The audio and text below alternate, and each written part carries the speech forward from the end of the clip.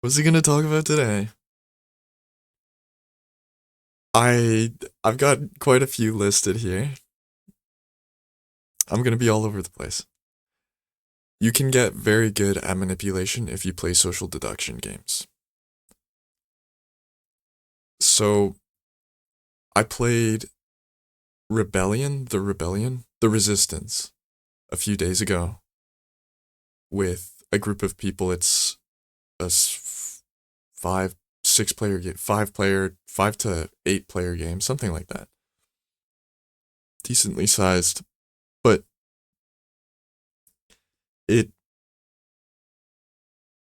everyone who played wasn't too familiar with it. I mean, people have played Among Us and maybe another social deduction game, but the people that I was playing with at that time, they weren't super familiar with social deduction games and all the meta. And I would play social deduction games, this game called Mind Night on Steam with my friend. And we would play, my friend Darren, and we would play almost every day. Honestly, it might have been every day at some point. It was a ton of fun. And the thing about social deduction games is it never gets boring because there's always new people to play with, especially online. You'll always be able to find a new person to play with or develop new strategies. So there is a ceiling, but it almost gets it's very hard to get to that ceiling. I would say for something like Rocket League, there almost is no ceiling just by how incredibly difficult the mechanics are to execute. And even if you execute those mechanics, there's also strategy involved after that. And then there's even more new mechanics added towards that that you don't even wouldn't even expect to exist. And a lot of different strategies, of course. Social deduction games, though. Okay, so we were playing, and these guys I could quickly tell were not very good. There was one guy who was very astute and he was very logical about things. And so I understood that he would probably be the strongest player in this game. The second I'm not even trying, I'm just being objective. I was the best person at that table at social deduction games. So I could easily tell like where this is kind of headed. First game, literally first game, we check our cards. So you either get evil or good. I don't know the actual terms of that the game presented, but I was given a good roll. And so we did the vote thing. Or not the vote, but the bad guys have to know who the other bad guys are before the game starts. And then when they opened their eyes, when the narrator said, "Bad guys, open your eyes and identify all of each other," then they all did that. But then there was 4 bad guys when there were supposed to be 3, and so somebody said, "There's one extra person." Like this is, and then at that point we have to restart because not only does that extra person know who all the bad guys are, we also know that the person who said that there is an extra person is a bad guy. Oh well, we restarted, we clarified the rules once again, and then I didn't know I was a good guy. Whoops. I thought blue was bad. Like, how? It's okay. It's just a game. So we get reshuffled, we get our rules again. This time, I'm a bad guy. So now I'm like, okay, now nobody better mess up because this is going to be fun. So then everyone checks their rules and it turns out to be okay. I identify the other 2 bad guys and we continue on with the game. So we go through the entire game and I'm able to sabotage perfectly. So I've played Mind Night is basically a clone. It is a clone of the Resistance. basically word for word, verbatim, exactly the same, with the same voting process, the same stages. It's identical. Okay, so we end up. Yeah, I play it. I would say I play it pretty perfectly, the best that I can play it. My teammates were not as good, but luckily it didn't matter too much because everyone was just not great at the game, so they couldn't identify what was suspicious. There were very obvious things that I found suspicious that people wouldn't really catch.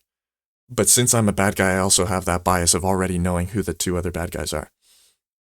Anyways, somebody caught on to one of the small things, which is you always want to put, so it was the last node, and basically you have to vote. The way it works is you have to have good guys on a mission, ideally, and they all vote good. They can only vote good. Or, yeah, they can only vote success. You want all of your missions, good guys want 3 missions to pass, and bad guys need 3 missions to fail.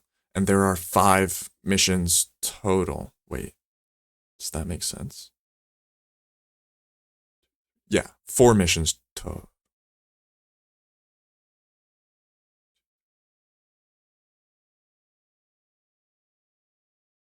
Yeah, wait, hold on. I actually, maybe it's 4 missions. Okay, the specifics don't matter too much. Good guys want all the good guys on a mission because if they have a bad guy on the mission and he fails, then it ruins the mission. And they also have to identify the bad guy and it gets really complicated. But now, if they have all good guys on a mission, they can just keep on selecting that and then they win. But of course, there's intricacies, and as a bad guy, you can also vote success. So it's not always guaranteed that even if it's a complete success, the mission is a complete success. It actually passed. Like all of the guys in the mission were good. That's not necessarily true.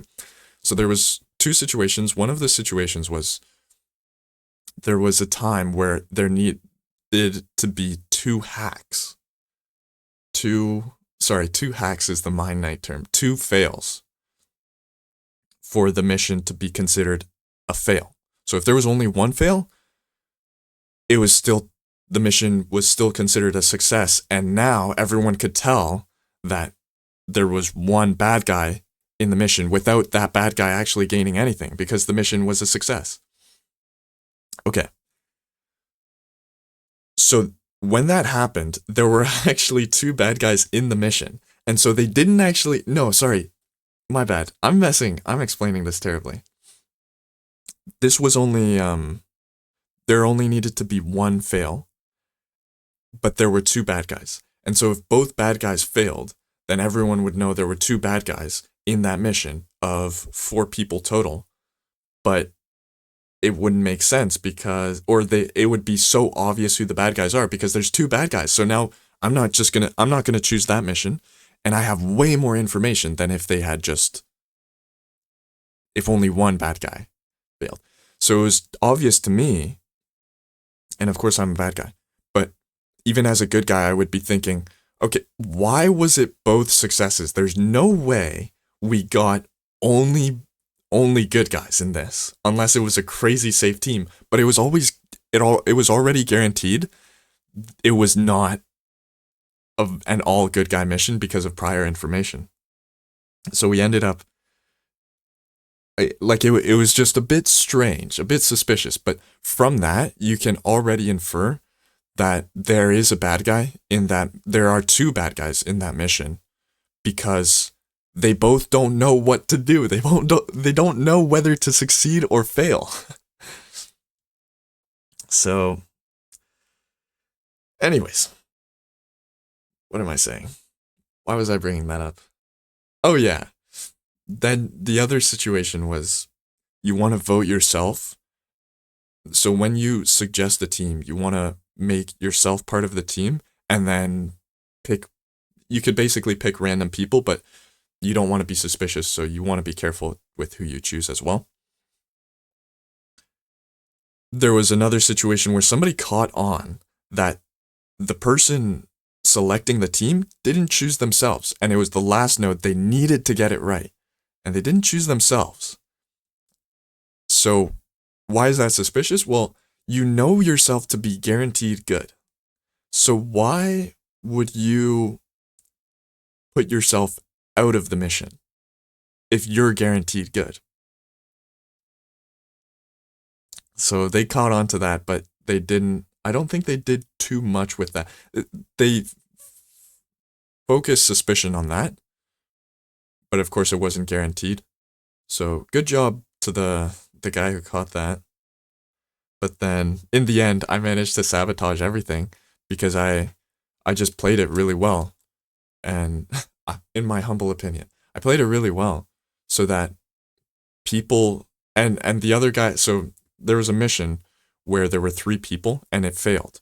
I was one of them, my friend was one of them, and there was a random other guy who was in it as well. This is in person, by the way. And the random other guy, he was acting so suspicious, so it's super easy to put the blame on him.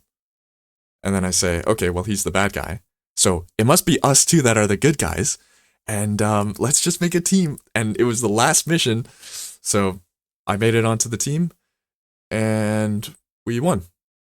Yep.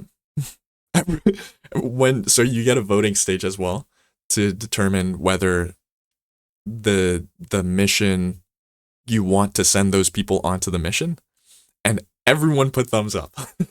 So it was just like, well, we know we lost because even like if everyone put their thumbs up, then it means the bad guys also put their thumbs up, so they also wanted the mission to succeed. So it just, I'm not doing it justice the way I manipulate, or I played it really well, but just take my word for it. But I realize after 12 minutes of explaining, oh my goodness, I realized that you can really manipulate people if you can get really good at manipulation if you play these social deduction games and you just get really good at them, because they're just, social deduction is, part of it is manipulation. I mean, if you're the bad guy, you have to manipulate. You have to lie and deceive them in such a way that they are trustworthy of you.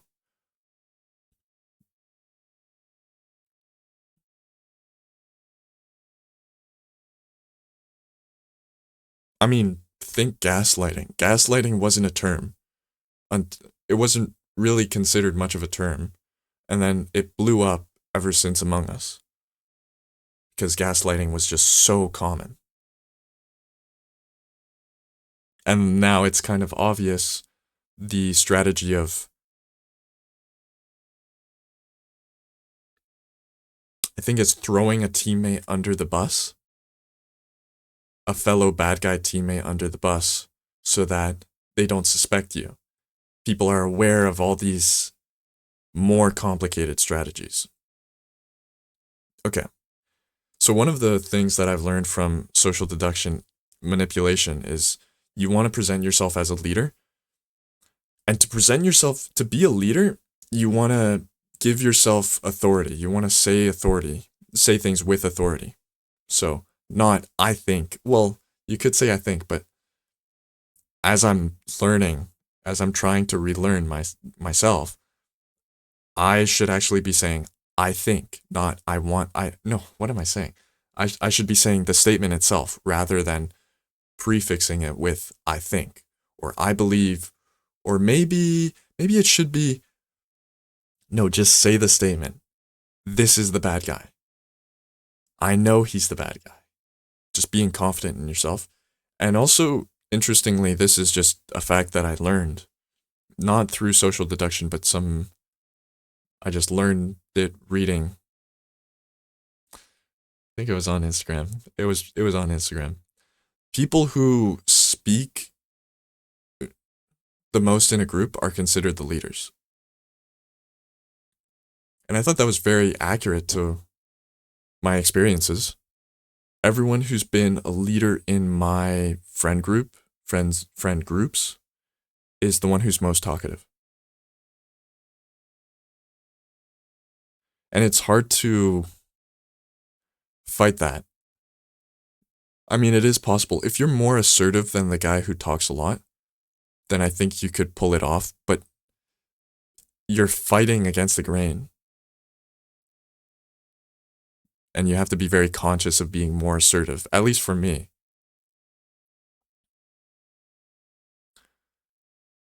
You also have to, for social deduction games, I find it very helpful to say, I trust this guy, and then build this in group.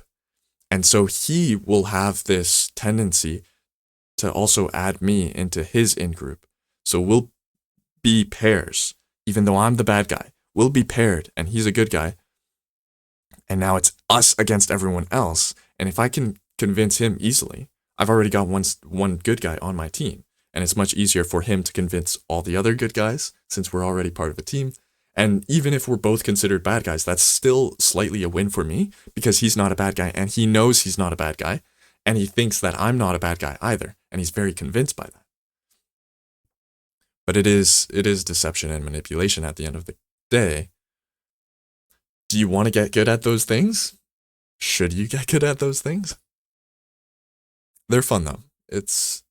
I really enjoy social deduction games. They are a lot of fun.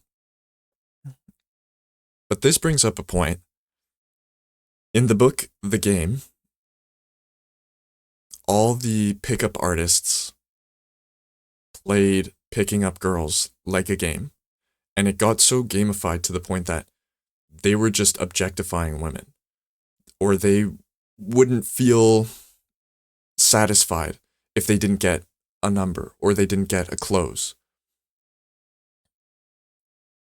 Neil Strauss points this out to a pretty deep extent, and he recognizes that this is actually harmful. This wasn't healthy. This wasn't a healthy style of being a pickup artist and continually pursuing women and manipulating them.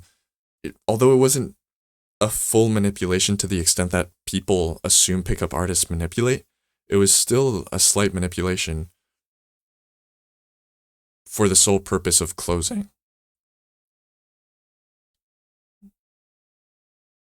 And that's why they got so good at it. They just treated it like a game that they could just get better at. And you can. You can get just better at manipulation. But being genuine is more important in a relationship rather than manipulation. Long-term relationship, of course. I was watching Dr. K as well, and he was talking about how he got a lot of external signs, the world telling him that he should just quit. He went into a doctor's school, medical school, but before that, he got accepted. But before he got accepted, the world was telling him to quit. He got a bunch of rejections year after year, and then finally, he got one acceptance, and that's where he continued. But at what point do you give into the signs of failure or perceive through it? Dr. K was saying, just perceive through it. But there's some times where it's just not advisable to do that. It just doesn't make sense. So I don't think there really is a measure, a litmus test to do that. I think you have to discern yourself. You just have to know for yourself. That's not the solution people are looking for, but that's just how it is. It makes sense if you have a passion for it, but especially when you study, I've found when I've been studying for computer science, when I've studied for computer science, I lose a lot of the passion. And no matter what field I go into, studying for it, being forced to study for it, you lose passion for it. And that's also with working too. I've heard you don't want to have a job, you don't want to rely on money, rely on your passion to provide money. So people have started Etsy side hustles, and it ends up being cumbersome and annoying, and they no longer like that hobby that they had because they have to fill in 200 orders by next Monday. It's not fun at that point. It's just work. So what do you do if you lose passion? Hmm? It's really situational. Though I believe if you really want it, you can get it. You just have to.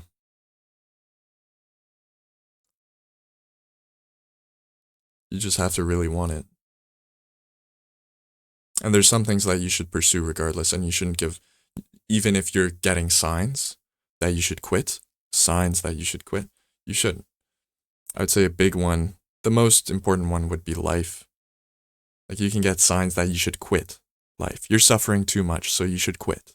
No, that's never true.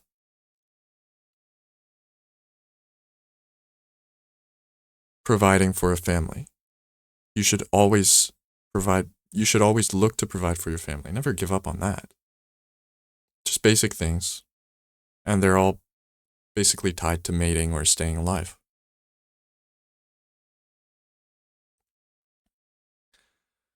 Yeah, that's how it is.